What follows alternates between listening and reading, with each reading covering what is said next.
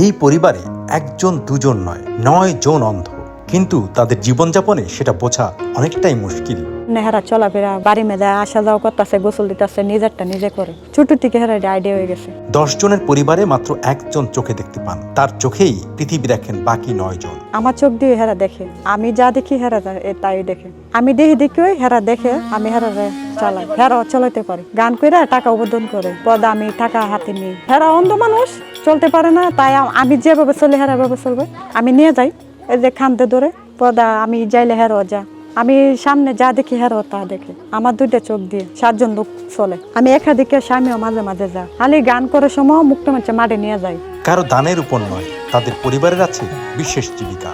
হ্যাঁ হেলাল মিয়া, তোমার গানে আমরা মুগ্ধ হয়ে গেছি। হানিফ সংকেতে আমাদের কেয়া কসমেটিতে কেয়া সম্মান জানাতে তোমাকে ভিক্ষা পরিণতি করো না, তোমরা রাস্তাঘাটে হাত পাতো না, সেই সম্মান বোধে তোমাকে শিল্পী গণ্য করে আমরা 2বারে 4 লক্ষ টাকা দান করলাম। তখন তো ভালোই লাগবো, আমার একটা ভবিষ্যৎ সম্পদ হইতেছে, আমার কাছে কিরম লাগবো এটা নিজে বুঝেন না। এই গানটা দোয়ানে তো মনে করেন যে একটা কথার কথা সময়ে অমন অনুষ্ঠান পরে ডিসির অনুষ্ঠানে আমরা যায় গান গাই, টিউনুর অনুষ্ঠানে আমরা যায় গান গাই, উপজেলা অনুষ্ঠানে আমরা যায় গান গাই।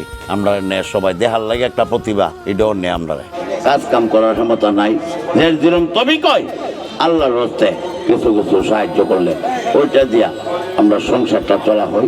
দশে মিলিয়া করি কাজ, হারি যেতে না হিলা দর্শন একের বোঝা দান করতেন দাদা হাতেম। তাই একই পরিবারে 9 জন অন্ধ, ভিক্ষা করে না, তারা গান গাইছে। এখানে তারা 7 জন আসছে, আর একটা বোন ভালো স্বামীর বাড়ির থেকে আসে এদের সহযোগিতার জন্য। তাদের আর সহযোগিতার লোক নাই। এই যুগে অনেক অন্ধ আছে যারা ভিক্ষা করে, তারা ভিক্ষাটা পছন্দ করে না, তারা কর্ম করে রাখে।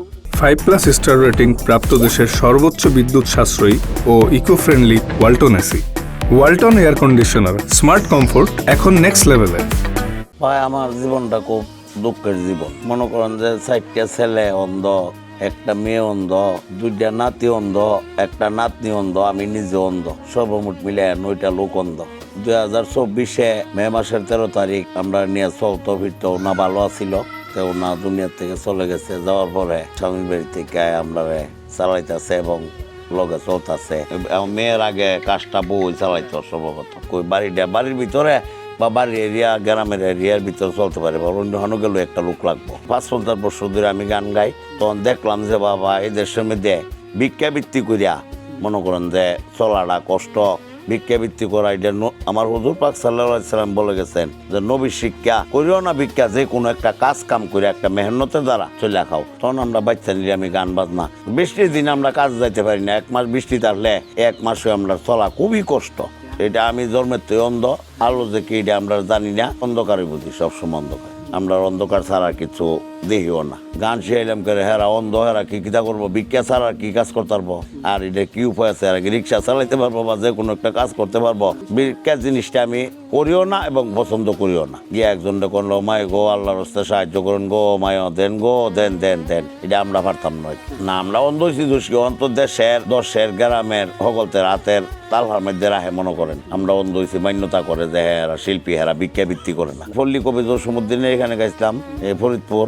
আমার এত রাতে কেন ডাক দিলে প্রাণ কোকিলারি, এত রাতে কেন ডাক দিলে নিব্বা ছিল মনের আগুন, জ্বালাইয়া গেলে প্রাণ কোকিলারি, এত রাতে কেন ডাক দিলে। ওই মুক্তমঞ্চের মাঠে হারমোনি টারমোনি সব লামাই আমি বিছে বইছি বেলে বেলে। বোয়ার পরে মেঘ নেমেছে গা, এরপর আবার মেঘে বিজা রিস্কা তুলছি, তুললিয়া বাইতে ঘর থেকে 200 টাকা গাড়ি ভাড়া দিয়ে দিলাম এই ড্রাইভার সামনে।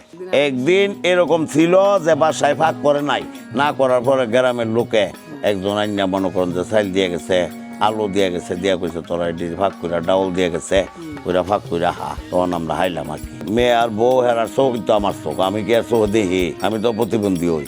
আমরা 9 জন অন্ধ 91 আড্ডা মাড্ডা করি, কথাবার্তি কই, অমুক কাণ্ড যেমন লাগবো, কালহা অমুকটা করুম, একটা মাছ আনুম, কালহা মুরগা আনুম, একটা মাংস আনুম, একটা এটাই তো বইয়া গল্প কাছারি করো না। বিয়ে করার সময় আমার স্বামী দেখছে হেরা অন্ধ লোক, পদা দেখি মাইনা নিছে, পর্দা আমারে দিছে, হেরা হেল্প করবার লাগে, পদা আমি আইসি হেল্প করতেছি। মানে আমার আব্বা হেরা অন্ধ না, তাহলে আমরা 9টা লোক অন্ধ, একটা বোন ভালো। আমি প্রায় 10 বছর ধরে আনা নেওয়া করি। আর মানুষের জন্য, মানুষের বিপদে আপদে মানুষ